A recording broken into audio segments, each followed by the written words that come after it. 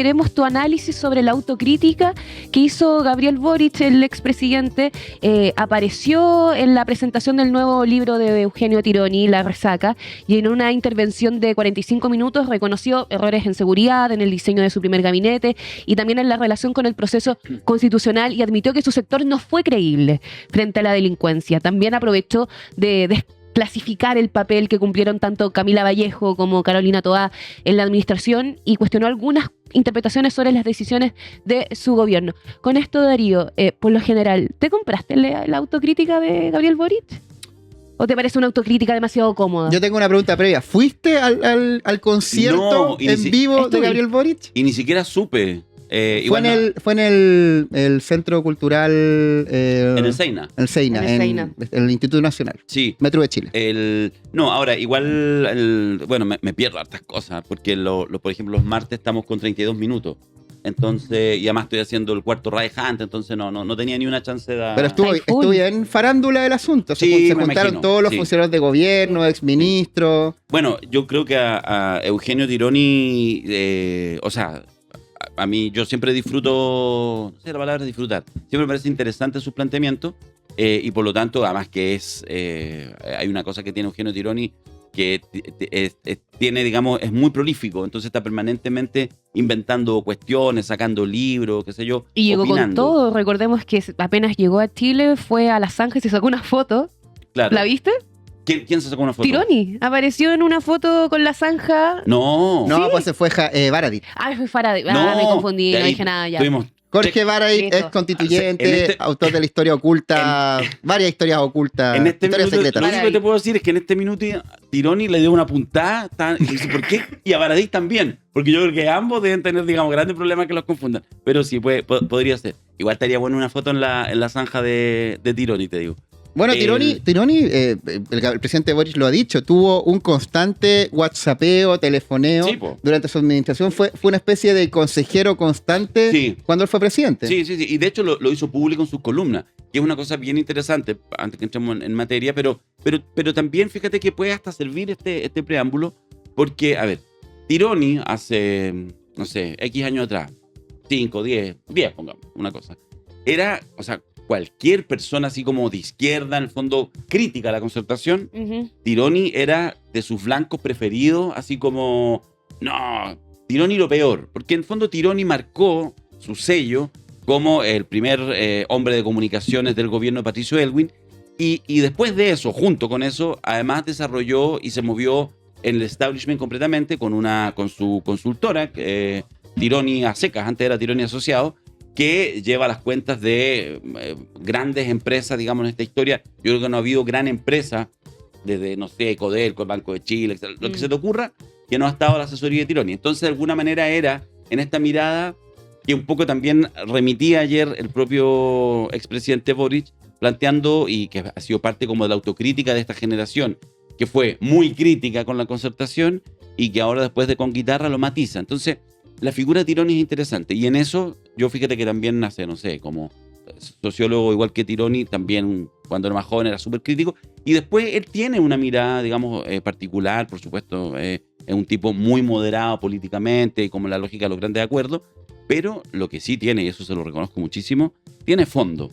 Entonces, cuando habla Tironi y cuando efectivamente en el gobierno de Gabriel Boric, él incluso públicamente hizo varios, uno entendía que había ahí una mirada de alguien que quizás incluso antes que otros de ese sector político, de ese mundo mucho más cercano al centro, del progresismo pero más cercano al centro, buscaron estas líneas comunicantes, estos vasos comunicantes con el gobierno de Boric, con el Frente Amplio, que es lo que muchos dicen, bueno, finalmente el Frente Amplio, más que ser un gran factor disruptivo, digamos, que va a cambiar radicalmente la política, es más bien una especie como de cambio generacional entre lo que hace, no sé, 30, 50, 70 años era, y bueno, sigue siendo el Partido Socialista y su grupo, y finalmente viene un recambio, y por supuesto, como todo recambio, también tiene modificaciones, pero en una lógica más de continuidad que de ruptura, como seguramente, no sé, hace 5 años atrás todos pensamos, y no, aquí viene la ruptura. Claro. El mismo Gabriel Boric llega a refundar esto. Una de las interesantes paradojas de su gobierno es que Boric llega a La Moneda con un discurso implícito y explícito de refundación. Por ejemplo, acuérdense, hablábamos de refundar Carabineros, por ejemplo, pero era refundar.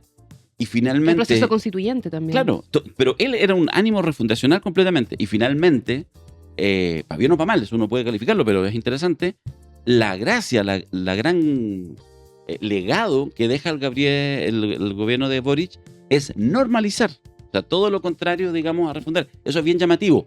Alguien podrá ser crítico con eso, no quiero ni siquiera opinar y decir, llegaste a refundar y al final normalizaste.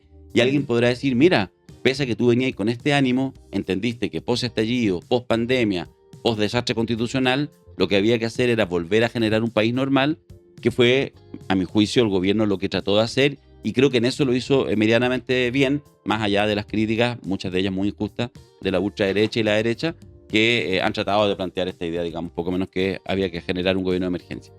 Bueno, eso, me alargué en el preámbulo, pero eso me parece que es interesante, además que estas palabras se hayan dicho en un encuentro con Eugenio Tironi. No te alargaste tanto, quien sí lo hizo fue el expresidente, hoy habitante de San Miguel, como alguna vez lo hicieron los prisioneros, él también se fue para allá, sé que le gusta mucho la banda, y dio a hablar un ratito, habló 45 minutos. Y no habló más solo porque jugaba la Católica contra Estudiantes, octavos de final de la Copa Libertadores, empataron a 1, salió todo el pueblo cruzado. Sé que mis hermanos vibraron y se volvieron locos con el gol del Toro Sampedri. Celebrando empates, bueno. No, pero un empate en Argentina con Estudiantes. Ahí te lo dejo. Oh, qué picado, Quiroga. Pero bueno, el presidente Boric estuvo 45 minutos y no habló más porque se fue a ver la Católica. Escuchemos un poquito de lo que dijo, analicémoslo, porque hay dos conceptos clave. Fue la autocrítica, que no fueron creíbles, y yo creo que hay una... Eso quería tomar, Seba, justamente porque es particularmente duro. Dice que no fuimos creíbles, pero lo dice en materia de seguridad, Boric. Entonces, primero, yo me planteo, y también abro el espacio, Sebastián, Darío, que para hablar de no fuimos creíbles, habla también de que primero tienes que hablar de una prioridad, o más bien la materia que ejercieron en campaña presidencial, y yo no recuerdo que la izquierda progresista de ese entonces haya alzado tanto como lo hizo la derecha en esta ocasión, como José Antonio Kast. Y justamente también Boric aprovecha de reconocer que la seguridad no fue prioridad al principio de su gobierno. Entonces, ¿fue un problema de políticas públicas, concretas, o estamos exagerando en el tema de seguridad? Fíjate, permíteme, Yeye, déjame hacer un segundo preámbulo, pero creo que es más pertinente. Antes de abordar y antes de que podamos, si es que vamos a escuchar o no las palabras del presidente Boric. Bueno, obviamente no las escuché porque no estuve en el lugar, así que lo que he hecho, como cualquier persona medianamente informado, hoy en la mañana empecé a leer, de hecho estaba mirando ahí la publicación del Declini, donde están casi completas. Pero quiero hacer un comentario previo, porque yo creo que eso, a la hora de analizar en las próximas horas y en los próximos días, va a ser relevante. A mí me pasa lo siguiente, y nuevamente no quiero ni siquiera tomar posición, sino solamente describir. Súper. A mí me parece que las palabras de Gabriel Boric ayer son palabras, yo creo que son, por supuesto, uno político igual calcula, entiende lo que va a decir, no es que lo que le pasa por la mente, no trata de no... Pero de alguna manera llegó y dijo, se soltó y dijo, hizo su análisis y todo. Y yo creo que fue sincero. Uno puede estar de acuerdo con algunas cosas, sí, algunas cosas, pero creo que fue sincero. Entonces, aquí viene la primera distinción. La pregunta ¿es buena? ¿Es útil? ¿Necesitamos la sinceridad del presidente durante 45 minutos en ese espacio o no? ¿Por qué lo digo? Porque de alguna manera, y lo sabe Boric, y lo sabe Tironi, y lo saben ustedes, y lo sé yo, sabemos todos, que todo lo que tú digas será, en esta obsesión del gobierno, el oficialismo, la ultraderecha, todo será usado en nuestra contra. No hay ninguna posibilidad de generar hoy en día un debate honesto en el mundo político. En general no lo hay, la política no te andan reconociendo, pero hoy en día menos. Porque estamos en el mundo de Trump, en el mundo de Milei, en el mundo de los libertarios, y Kast, aunque no es en términos de carácter así, su gobierno es así. Por lo tanto, nosotros sabemos aquí, que estamos con esta pantallita, que si nos tiramos, por ejemplo, una frasecita de más, la va a viralizar algún pelotudo libertario, la va a retuitear el diputado Romero, y va a estar, digamos, lo van a comentar en todos los programas, no solo de ultraderecha, sino en radios de derecha, etc. Porque no les interesa un debate, y porque lo importante es que tú no digas, por ejemplo, si yo dijera, qué sé yo, hiciera un análisis un poco más profundo del estallido social o el tema de la convención, violentista, defensor, porque la lógica opera así, está encuadrada así. Por lo tanto, independiente que lo haya hecho Gabriel ahí reunido con pura gente que efectivamente entiende esta conversación y donde puede ser súper interesante un análisis más profundo y honesto como el que entregó ayer el presidente, yo me hago la pregunta si el efecto que esto tenga hoy en el transcurso del día, mañana y pasado, será útil para efectivamente un interesante debate de la izquierda o solamente será material para que el gobierno se haga una fiesta. No lo sé, no tengo una posición, no digo que no debiera haberlo hecho, pero lo que quiero decir es que claramente hay dos espacios muy distintos, muy dicotómicos. Uno, el espacio en que uno puede, nosotros, gente que más o menos está en el mundo progresivo, incluso crítica a Boric y todo, pero donde uno puede decir, oye, mira, sí, interesante lo que dijo esto, esto ya lo sabíamos, no, esto nada que ver. En fin. Y lo que es el efecto, ¿cachai? Que va a generar en los medios más masivos, en los medios que tienen dueño y que son todos de este gobierno, donde yo creo que efectivamente básicamente lo que se va a buscar es tratar de seguir mostrando las debilidades, exacerbándolas, etcétera, y poner, digamos, más cuña. Entonces, eso hace medio complejo, por muy interesante y valorable que pueda ser, que el expresidente hable con tanta honestidad y transparencia en un espacio que es público. Cuando habla un expresidente y si dice algo interesante es como si fuera en cadena nacional, porque nos vamos a enterar y además nos vamos a enterar desde la mirada editorial que pongan los medios que no son afines a esa reflexión. Eso quería... Vamos a escuchar a Gabriel Boric Font, 40 años, expresidente de la República, que hizo una autocrítica al diseño, y acá yo no sé si la autocrítica es a la estrategia o la táctica, que son conceptos distintos. Pero escuchémoslo, escúchenlo usted y saquemos conclusiones después de que termine el audio.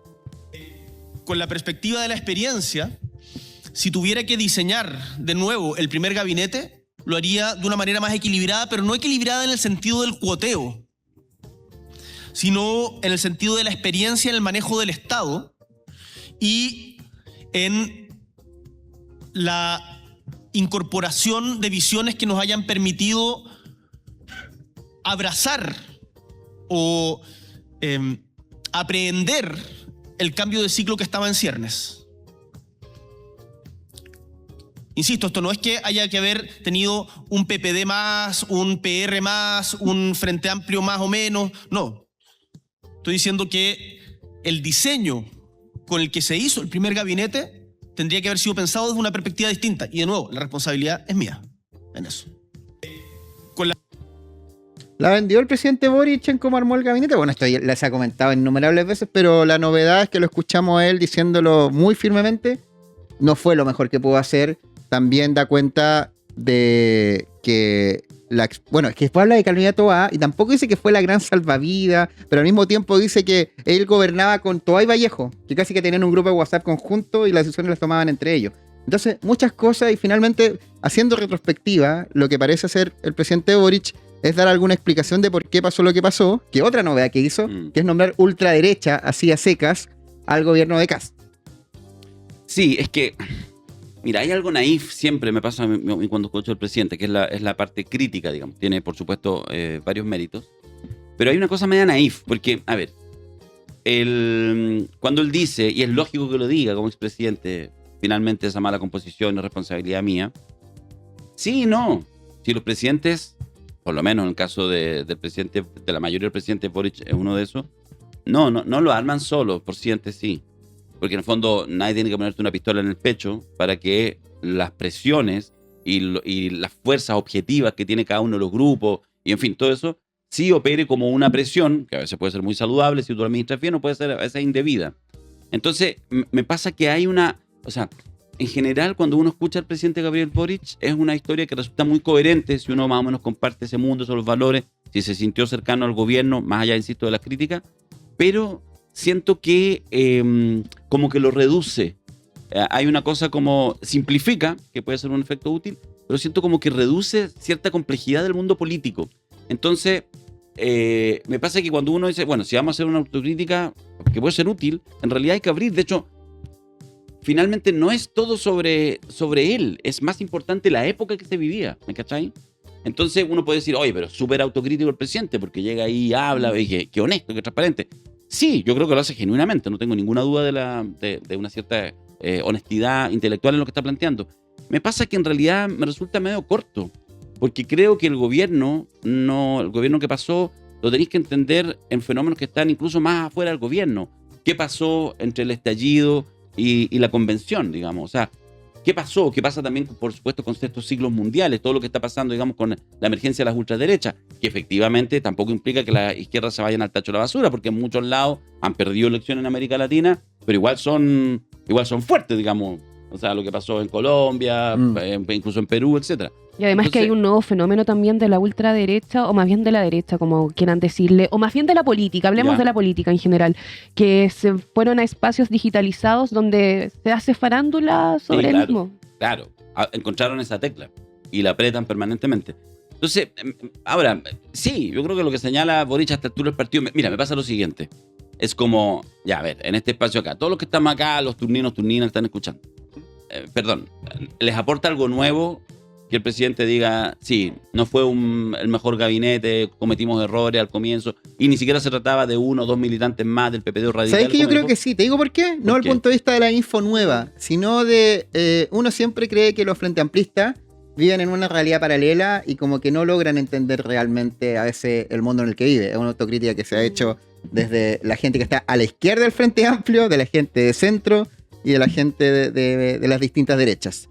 Y quizá lo que hace Boric, más que dar info nueva, es decir, oye, se pegó la cachá, que varias cosas no estaban cachando mientras estaban en el gobierno. Y quizá el presidente Boric tuvo que el concepto naive, pero justamente creo que lo naive es no darte cuenta de la embarrada.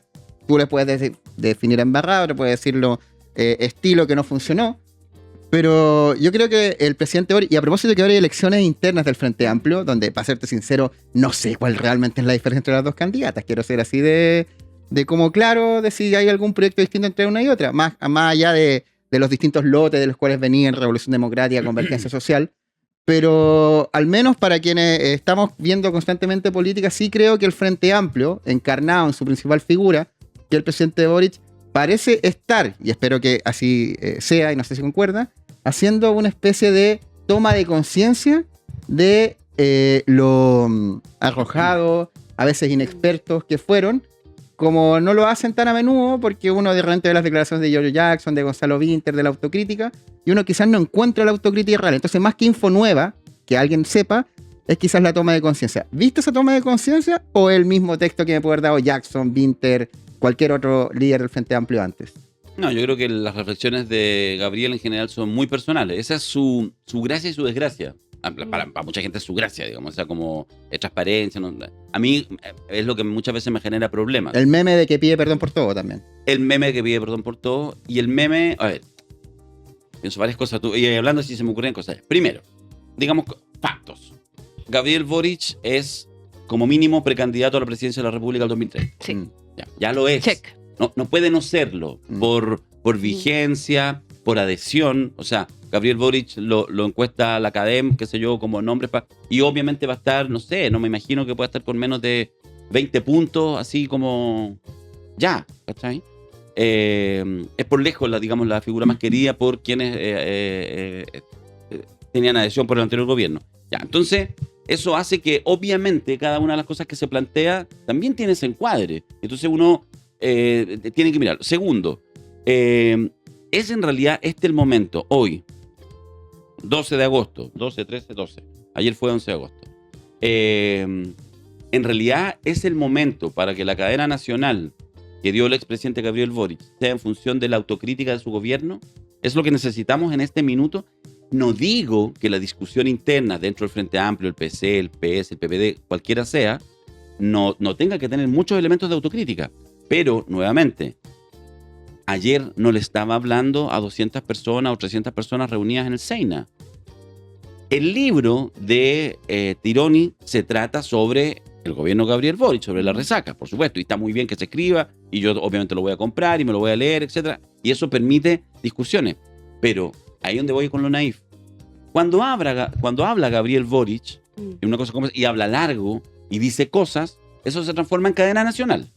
Entonces, el actor político, eventual candidato presidencial y quizás futuro presidente del 2030, habla el 11 de agosto, a los 5 meses, digamos, del gobierno de Kast, en que están pasando cosas, y dice lo que dice. Y por lo tanto, lleva la discusión a ese lugar. Y yo me pregunto si en realidad yo, como un simpatizante de izquierda, un ciudadano común y corriente con algo tribuna nada más, en realidad si me resulta útil que hoy aquí en turno y en los próximos días en otros espacios menos amables estemos hablando de eso. Esa es mi duda, ¿cachai? Entonces, en el fondo, por supuesto que yo puedo hacer la abstracción de decir ya, pero me quedo solo con lo que dijo, ¿ya? Y puede haber cosas interesantes, pero las dijo en cadena nacional, ¿cachai? Porque todo lo que diga con contenido Gabriel Boric en los próximos años, salvo que empiece a hablar toda la semana y ya deje de ser importante, es relevante. ¿Sabes? Yo tengo una hipótesis respecto a lo que estamos conversando, porque claro, salen estos memes de la autocrítica, hasta cuándo va a pedir perdón, pero creo que Gabriel Boric, el expresidente, no le está hablando a su nicho, no le está hablando a los frente amplistas o las personas que ya se consideran de un bando electoral, ya sea militante o no, progresista, izquierdista, como quieras tú denominarte. Creo que le está hablando a un electorado no politizado, a alguien que no sabe por quién votar y se van al PDG, se van a partidos que son bisagra, porque no encuentran su espacio. Entonces, lo que está haciendo Gabriel Boric creo que es recomponer ese tejido social que se ha perdido con el tiempo. No hay organización.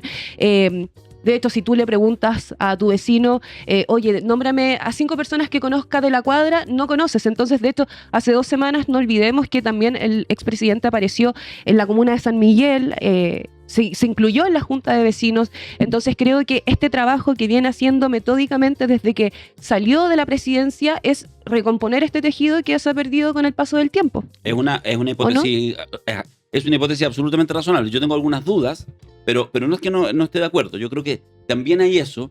No lo sabemos, ni tú ni yo, ni Boric tampoco se puede hacer cargo de los efectos. Eventualmente esto sí genera, digamos, esta, de alguna manera, intensidad y recomposición del tejido. Yo creo que sería importante. Ahora, tengo siempre mis dudas, sobre todo cuando la pregunta es, ¿hay un diseño detrás de eso? O sea, por ejemplo, ya no sé, me imagino que hace por lo menos un mes atrás, si es que no más, le debe haber preguntado Tironi, de haber llamado a Boric y le haber dicho, presidente, que yo no sé qué, mire, quiero lanzar libros. ¿Le interesa? Sí, ya, listo. ¿Cuándo está? Está en Chile y seguramente se agenda todo.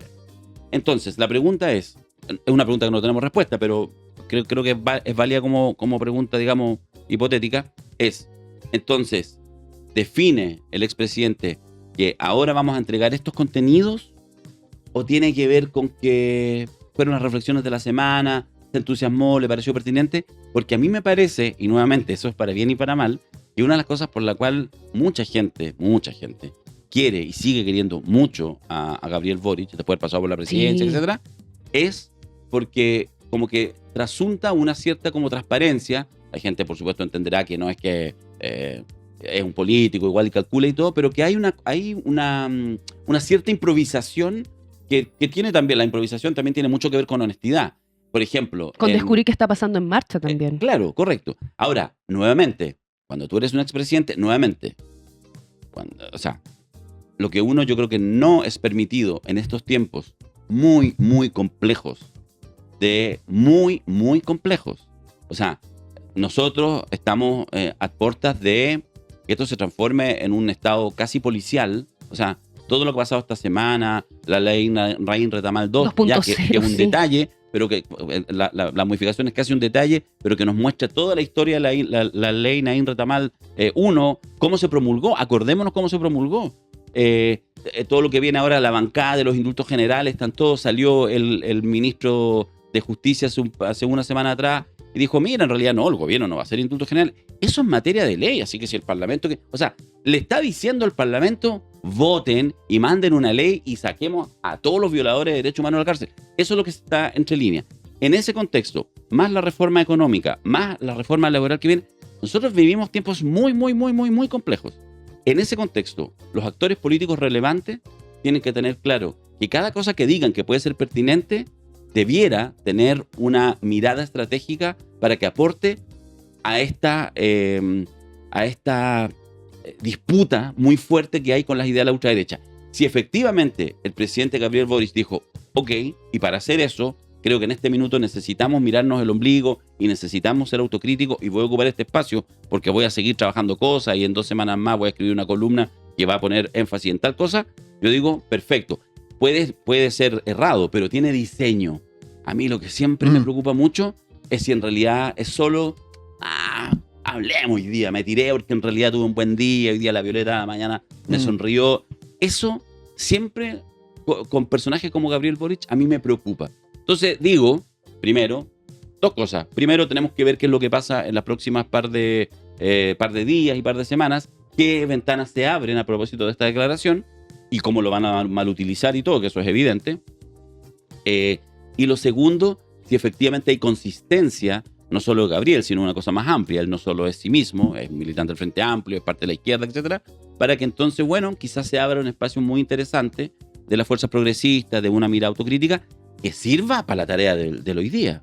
Porque si es solamente para decir, hablé, mira que soy autocrítico, mira que soy espontáneo, mira que soy transparente, y sigo sencillamente subiendo en la adhesión de la gente que dice, oye, que es choro, pero no aporta al trabajo colectivo que tiene que hacer la oposición, ahí es donde yo tengo algunas aprensiones. Ahora, yo me imagino que si lo hace hablando en el lanzamiento del libro de Eugenio Tironi, el gran estratega comunicacional desde el retorno a la democracia, alguna intención de estrategia hay detrás, por supuesto, más encima sí. que es su amigo de WhatsApp y de teléfono, entonces me imagino que no lo hace al voleo. El hecho de que ya se posicione y se muestre visiblemente. Es que te lo digo pensando, al voleo no creo. Pensando bien, Sí, pensando que no es naif con F. Ojalá, pero es que por eso digo, tendremos que ver lo cual efectos genera y todo. Es útil siempre y por supuesto, mira, aquí no hay que perderse. Uno escucha a Gabriel Boric en cualquier contexto y tú miráis al presidente actual y miráis a ese sector político y es aire fresco siempre. Y claro. Eso pasa cuando escucháis a Boric, cuando escucháis a Camila Vallejo, cuando escucháis a Carolina Toá, pensando incluso en sectores que están en la antípoda, cuando escucháis a Janet Jara, cuando escucháis actores políticos relevantes actualmente. Todo, siempre para mí es aire fresco, ¿cachai? Pero no basta solamente con que en realidad tengan una distancia intelectual, ética, moral, sustantivamente, pero un mundo de diferencia con quienes hoy en día nos gobiernan, que viven en base a la mentira, que llegaron a la presidencia destruyendo a Evelyn Matei con fake news, que cada cosa que uno diga hay un ejército de bots, ya, todo eso. Eso es una cosa. Pero yo creo que la exigencia implícita, no sé si explícita, realmente la gente ni siquiera lo dice, pero la exigencia implícita es hoy ir a dar disputa con los problemas que tenemos hoy. Y eso se llama un gobierno ultraderecha, una política ultraderecha y un fantasma que recorre el mundo, que es el fantasma de la ultraderecha.